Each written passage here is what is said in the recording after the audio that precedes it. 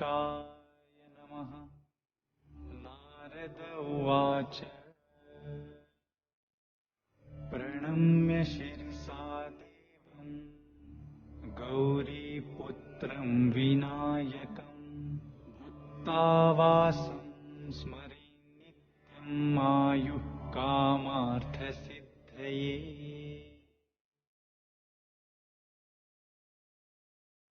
प्रथमं वक्रतुण्डं च एकदन्तं द्वितीयकं तृतीयं कृष्णपिङ्गाक्षं गजवक्त्रं चतुर्थकम्